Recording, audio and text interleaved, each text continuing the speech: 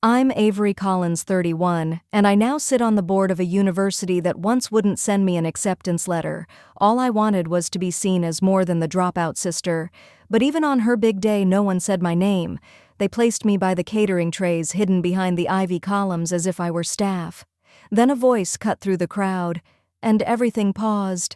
The chairs had been lined up in perfect rows on the Yale lawn, white against the summer green. Programs fluttered like soft wings in the morning breeze. I stood behind the last row, not because there wasn't a seat, but because no one had saved me one. From a distance, I could see Charlotte on stage, her valedictorian sash catching the light, her smile, confident, sculpted public. A dozen family members were already seated in the front row, all in shades of navy and pearl like they had coordinated. My name wasn't mentioned when the ushers passed around the seating list. That should have told me enough. Mom didn't even turn her head when I arrived. She just whispered something to Dad, who nodded. I caught Charlotte glancing in my direction once, but it was the kind of glance you give to someone you recognize from high school, not your sister.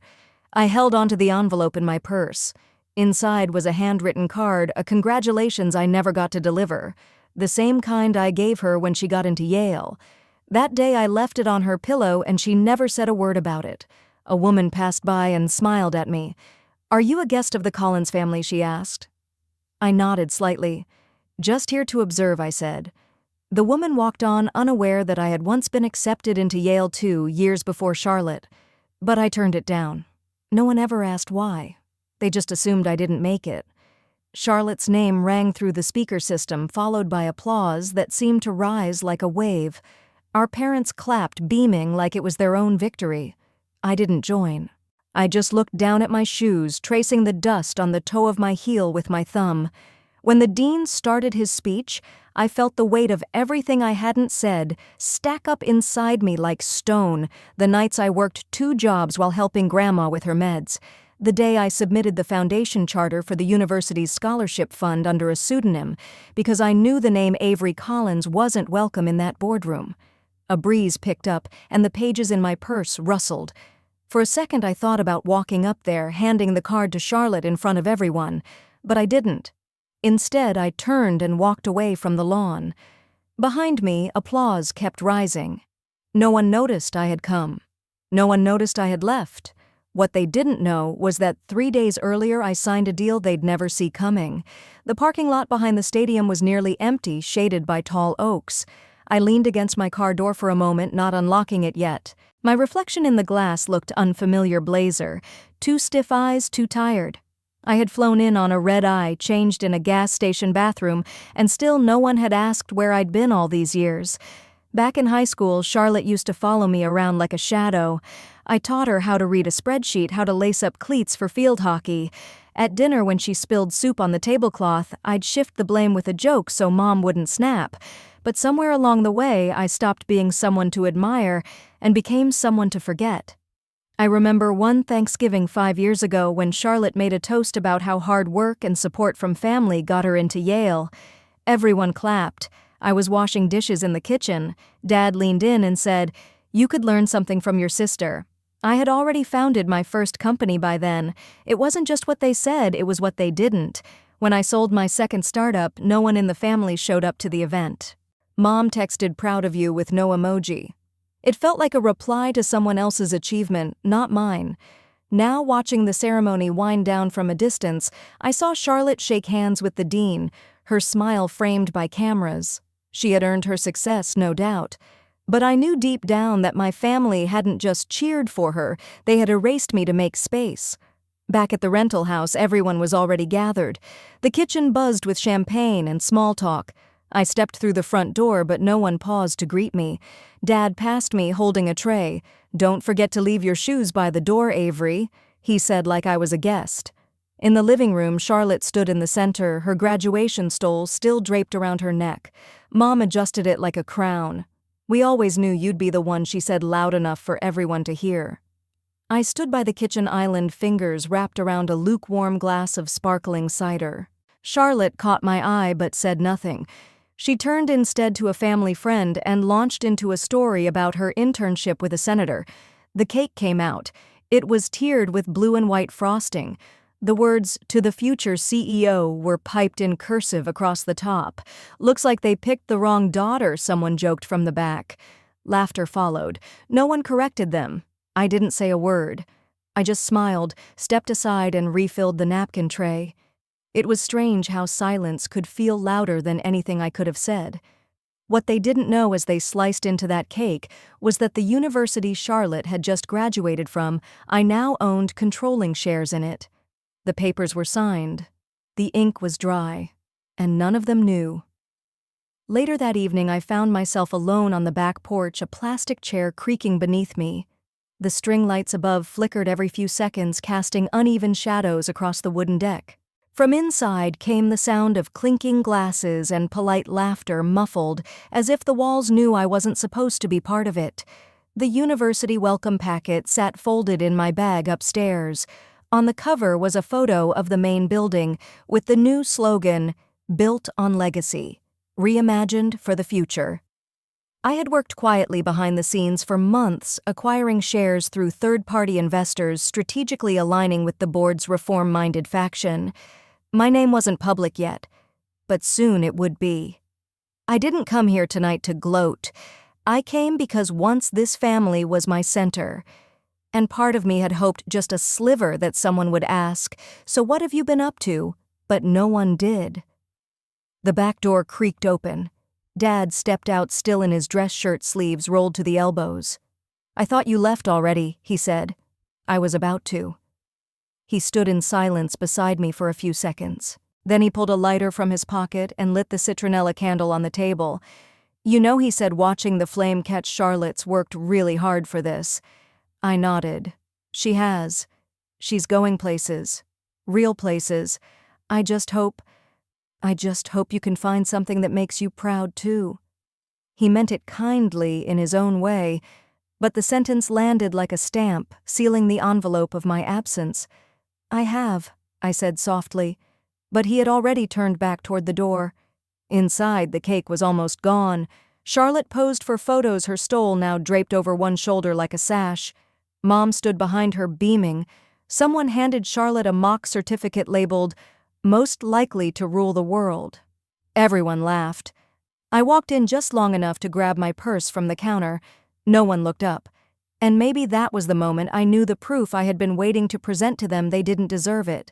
Not tonight. As I stepped out, my phone buzzed. A message from Ethan Callahan, short and clear. "Press release goes out Monday. You ready?" I looked back one last time. Through the window, they all looked so sure, so certain of what the world owed them and who belonged in it. I didn't wave. I just shut the door behind me, slow and silent. The next morning, brunch was held at the Elms, an ivy-covered faculty club just off campus filled with dark wood crystal chandeliers and a quiet that demanded pedigree. The table was long, white-linened, and placed under a window where soft light poured in like judgment. Name cards had already been set.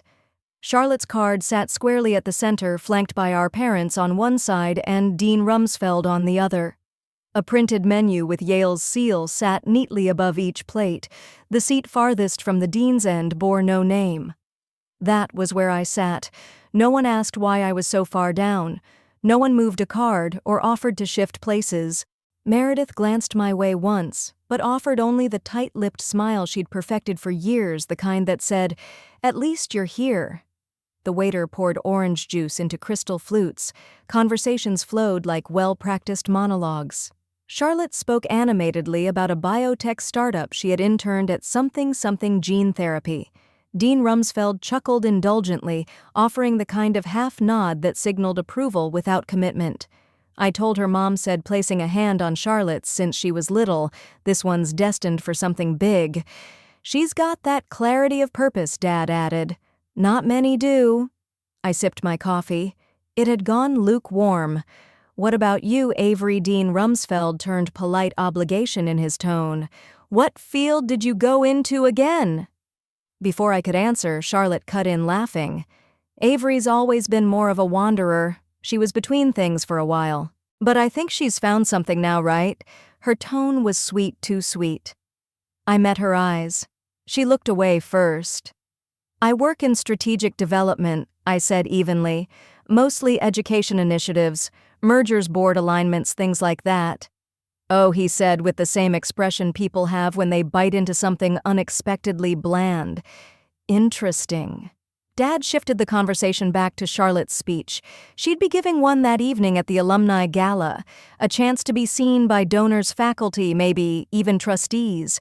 I would be there too, not as a guest, not on the list, just present.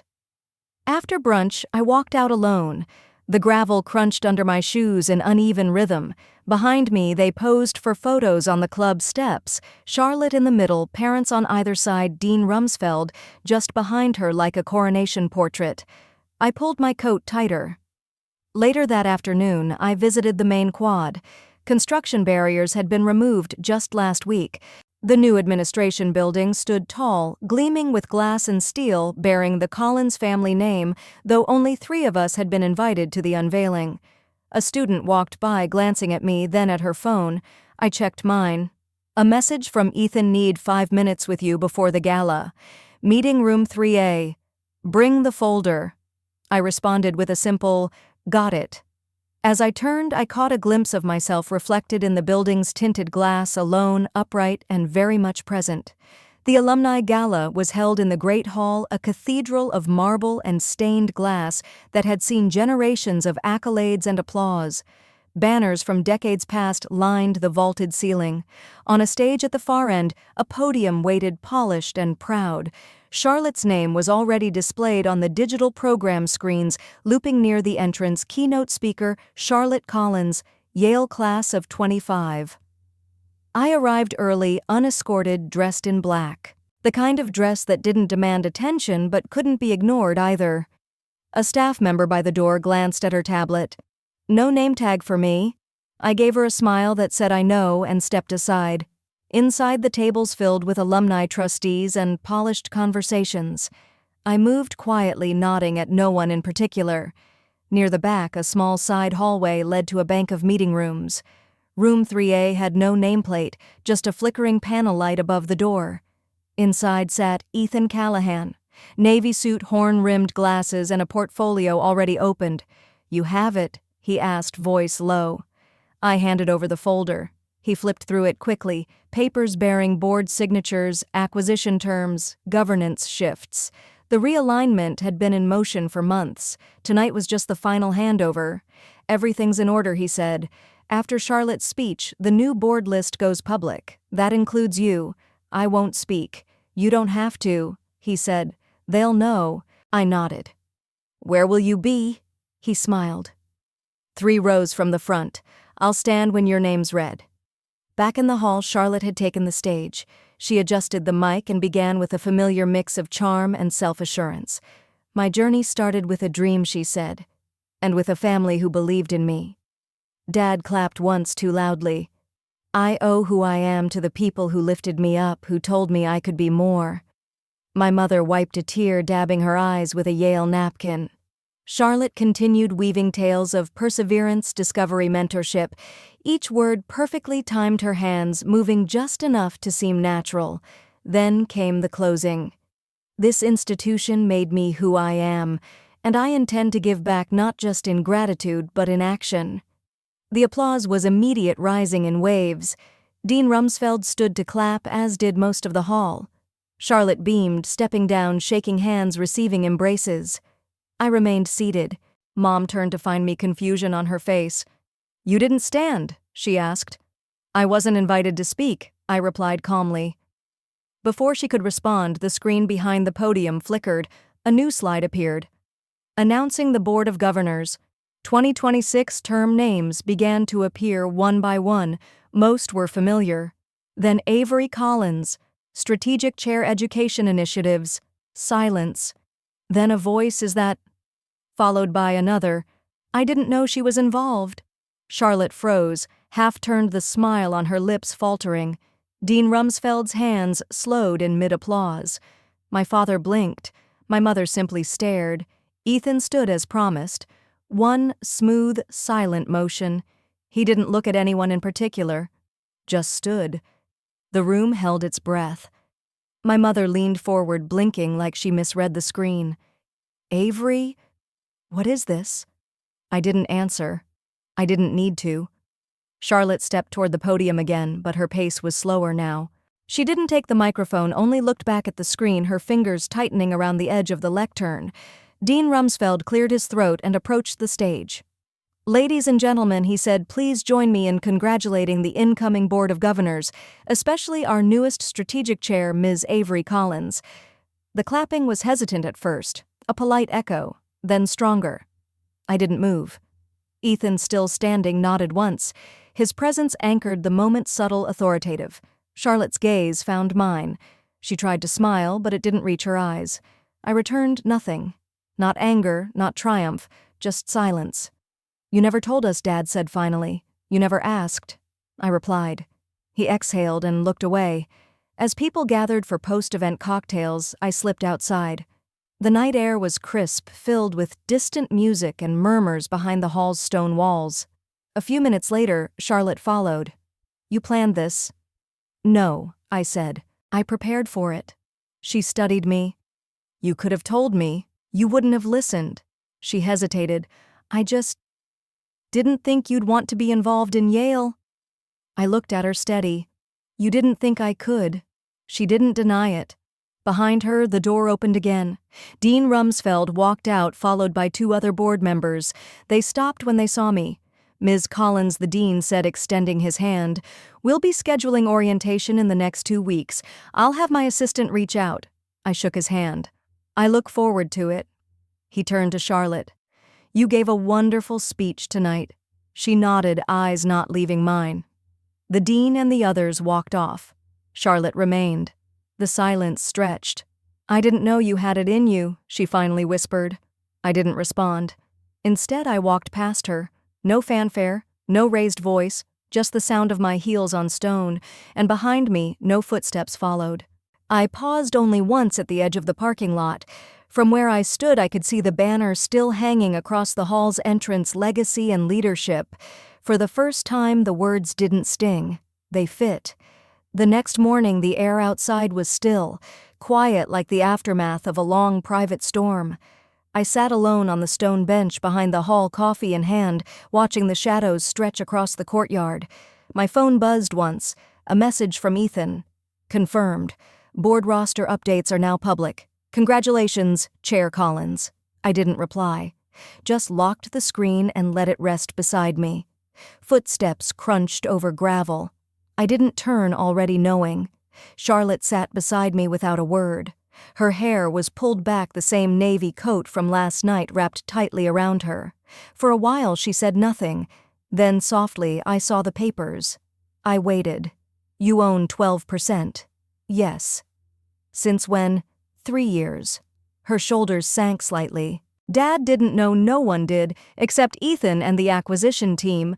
She gave a faint, humorless laugh. "I really thought you gave up." I tilted my head toward her. "I did walk away, but that's not the same as giving up." Silence again. Only the distant hum of traffic filled the space between us. I was afraid you'd overshadow me," she admitted, voice almost a whisper. "All these years you were always the quiet one. But when you want something, you don't miss." I didn't flinch, didn't affirm. Instead, I stood slowly, brushing off my coat. "I didn't come back to prove anything to you." Then why I met her eyes? Because for once, I wanted to choose where I sat. Behind us, the university bell rang, a slow, echoing chime that rolled over the rooftops like a verdict. Charlotte remained on the bench. She didn't try to follow. As I walked back toward the administrative wing, heads turned. Staff I didn't know gave polite nods. A professor I remembered from undergrad offered a warm smile. The walk felt different now, not heavier, just real. Ethan was waiting at the elevator. He handed me a slim folder. "Press release is going out in 15. I flipped it open briefly. The words, "Strategic Chair of Yale Board," stared back at me in bold. "Anything you'd like to add?" he asked. I shook my head. Let the silence speak. He smiled, brief and approving. The elevator doors opened. I stepped in. The chrome mirrored my reflection back, calm-centered, no trace of that girl seated in the last row 5 years ago, no trace of the one erased from the family group photo. Only me now.